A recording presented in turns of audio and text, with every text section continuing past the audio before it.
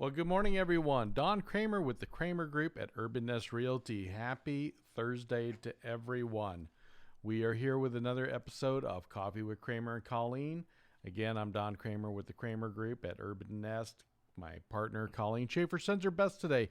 She's actually out with a couple of client projects today, so she sends her best. So we'll be seeing her soon here on the interwebs very soon. But I'll tell you what, here are the stats that were put together for the month of June because it is time for the June recap. So if you tuned in with us yesterday where we were going over the weekly stats, we didn't see a whole heck of a lot of change in homes going into contract as well as active listings. It is sort of the second week of July. We just got done with a big holiday weekend, so not a lot of change there.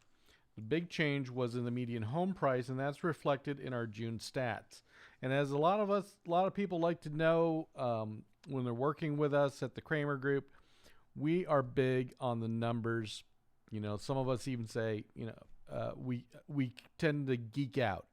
And part of that is bringing the technology, bringing the stats, bringing the numbers to you on a regular basis so you know what is going on with Las Vegas housing. Now, we hear news all over the place. Hey, things are going up, things are bad, blah, blah, blah. But what you need to know to make the decision possible is what is going on, how is it going, what do we think it is going to go, because there are some assumptions there, and using the numbers to back up what we're thinking so you have the best information you need to carry forward on buying, selling, or investing in Las Vegas real estate. So now let's get started with the first stats, and those are the sales for the month of June. So now we rebounded pretty nicely from May of this year, where we had a lull of 1,703 home sales in the month of May, to 2,464. So if we look at that number, while it's still down from June a year ago, considering we're still in our reopening phases, in fact, we've paused for a little bit in phase two, that rebound from the 1703 to 2464 was a healthy climb back up, a 44.7% increase. Again, we're 15% down from June a year ago. All things considering, though, a pretty healthy roll forward. Now, the other big key stat, which we talked about yesterday, was the median sales price for the month of June. This is the sign of a pretty healthy, or I wouldn't say, if we were at full health, we'd be back at full volume. But a market that is slanted towards probably the seller right now. And so we had a median sales price of $325,000 for the month of June. That is up 3.2% from May and 6.9% up from June a year ago. So $325,000 is actually a median home price resale record in Las Vegas. We had first tipped off back in March, where we were at 319. In March we were at 319. Then we had a dip in April to 310, May 315, roaring back very strong with the 325 number, and that is probably compressed due to the strong buyer demand and the lower amount of inventory we typically would have for sale right now. So that is driving that price up. So median sales price at 325 is a very good indicator for those that are thinking about selling, trying to maximize the equity in the sale of their properties at this time. Now, flip side, a lot of people might say, well, Don, that's going to affect on the buy side. Well, when you have more equity on one side, but you're also complementing that with a lower interest rate, that's going to strengthen your buying power. If we were down in equity, but your interest rates were still strong, okay, but the median home price was down a little bit, that kind of that it's kind of it sort of translates over. So, but right now, especially if you're looking to move for downsizers, we're dealing with a lot of people looking at downsizing. Empty nesters right now don't need as much space. So they want to take off some of that equity that they've got in their large home, put towards a little smaller home, and save a few bucks, and then plus also with the low interest rates, that gives them that puts them in a pretty good position. So again, $325 sales price. That is the highlight of the month for the month of June. Now, carrying on to new listings. So we added in the month of June 3,244 single-family homes to the market. That was pretty much in line with what happened in May. Just a slight increase, but not by much, with May's number being 3,231. Now, we're not adding as many homes as we did back in June of last year. And I think that still has to do with where we're at in our reopening due to COVID. As I mentioned a couple weeks ago in a video, when we were in COVID and we were shut down, buyers and sellers were on one side of the camp, which was, okay, we're not going to do anything for a bit. But we had buyers itching and ready to go because a lot of them still were employed. While we still had high unemployment, we still had quite a few employed, or we had retirees, or we had people moving in from out of state that had the ability to purchase a home.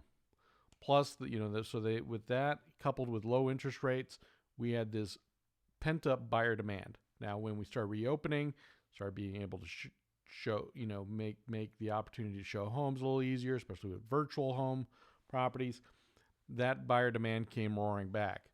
Now, the sellers are still sort of sitting on the sidelines. Now, they haven't been fully unleashed yet. I think they're still trying to figure out what's going on.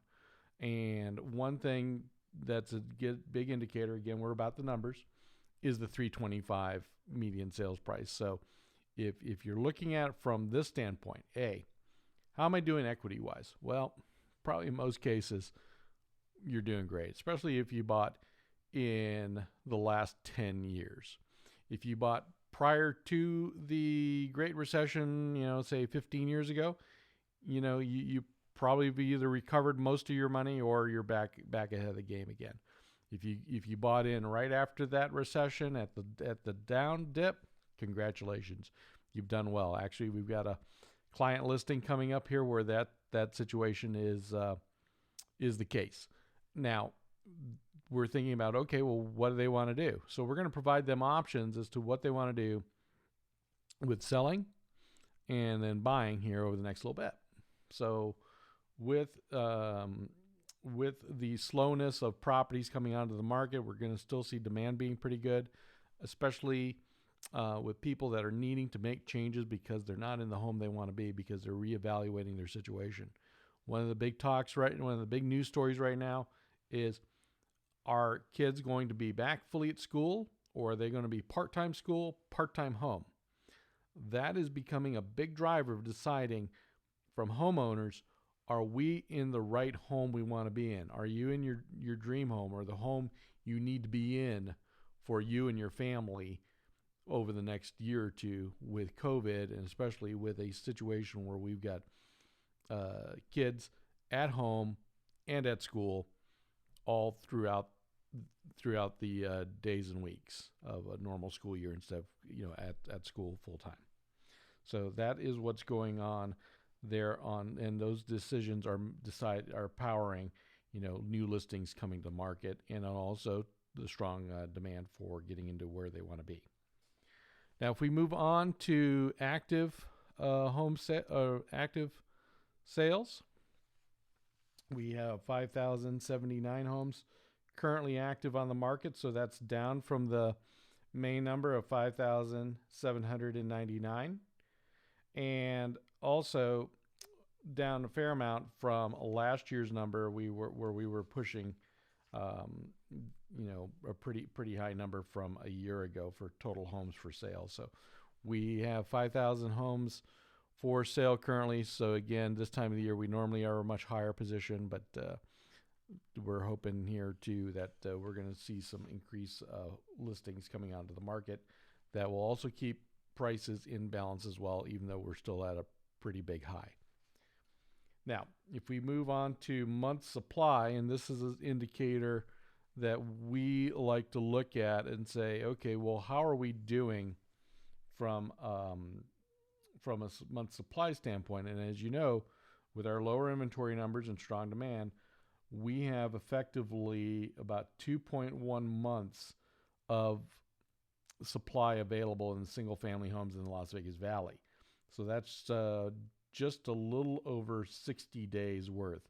So if we did not add a single home for sale over the next 60 plus days, we'd essentially run out of homes for sale. Now, that's a pretty extreme case. I mean, we're obviously adding homes for sale, but this tells you how homes are turning over at a rapid pace. And as you can see, even earlier in the year, late last year, we were running in that low 2 range in single family homes. Now we had the jump in April and May due to the strong situation with COVID. And if we roll it back about a year and a half ago to January of last year, that was January of 2019. There was a lot going on with government shutdown, the economy, things of that nature. Interest rates were higher.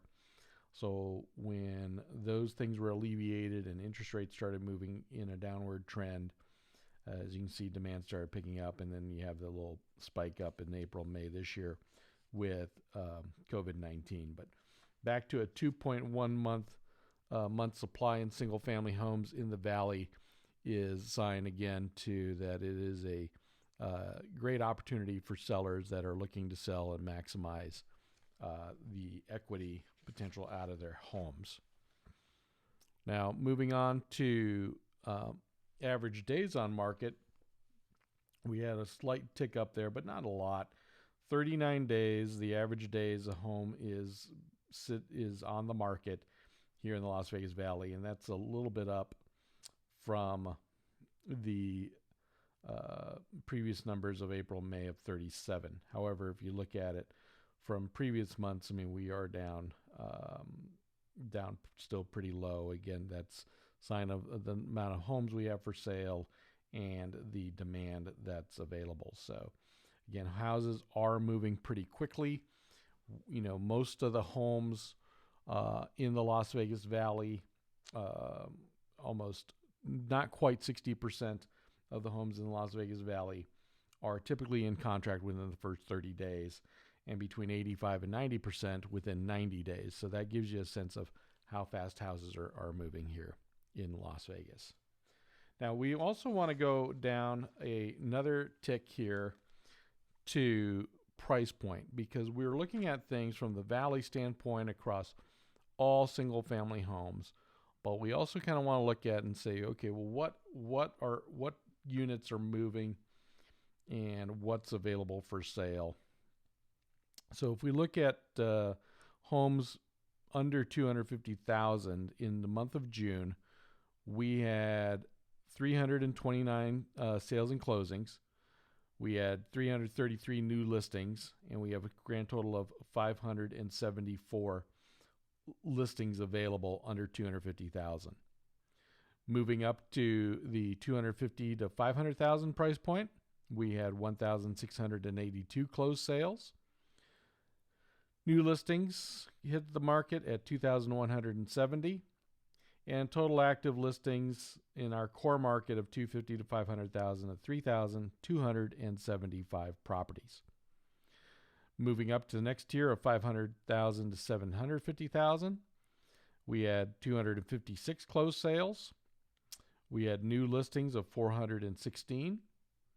And we have total active listings for sale of 1,088 that are homes priced between 500,000 and 750,000. In the mid-luxury segment, we had 53 sales.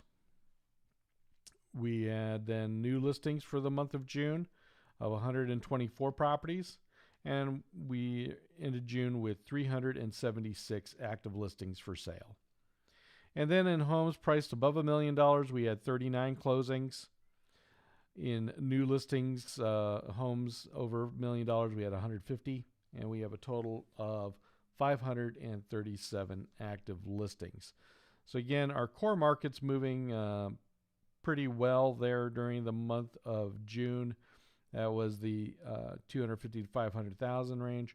We noticed over the weeks in sales and closings that things started picking up in the price segments between 500 to 750, and even the $1 million price point of homes going into escrow. So that, again, that demand in the core market plus a pickup in the higher price points was the signs that led to the 325 median sales price. Now, just to go on to the last slide here, and data point we want to cover are days on market by price point. Now, as you can see, this year versus June a year ago, we have in the under 250 segment, we have the listing on average sitting out there for 37 days. The number of homes in the 250 to 500,000 price point, again 37 days, but slightly down from last year's number, so it's a slight improvement, a little faster. In the 500,000 to 750, slight increase there, not by a whole lot, but we do notice, interestingly enough, the next two price point ranges, the 750 to $1 million price point range, average days on market of 45. And then over $1 million, 97 days on market, which was a pretty big pop up from a year ago. We've sort of been watching that little trend in the $1 million price point, our luxury segment here in Las Vegas, staying off market a little longer, not quite coming to inventory. I think that price point is, sort of kind of taking a little bit of a wait and see approach versus other price points where there's probably more of a needs or importance basis based on job changes, based on school changes, based on those types of situations that, okay, now's the time to make the decision, but not based on what the market is doing, because they're able to put a good strategy together, but there's a requirement to get into a new place or get into the house that they need to be in. So those are the June numbers. We're kind of curious as to what's going to happen in July. Now, we're starting to look at one number in July that is a little bit of a forward indicator for us, and that has to do with how showings are going here in various states, and including Nevada. And so we're going to probably talk about this a little more as well coming up. But if we look at what's going on, we're now in the full second week of July. We have seen a bit of a drop in the number of showings. This is from an app that we use in real estate that tracks numbers of showings available.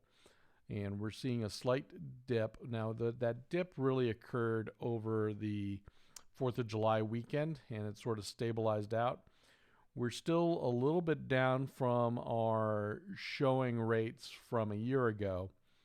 However, we are still doing better from the beginning of the year. We're certainly doing better from our big trough during the COVID-19 case.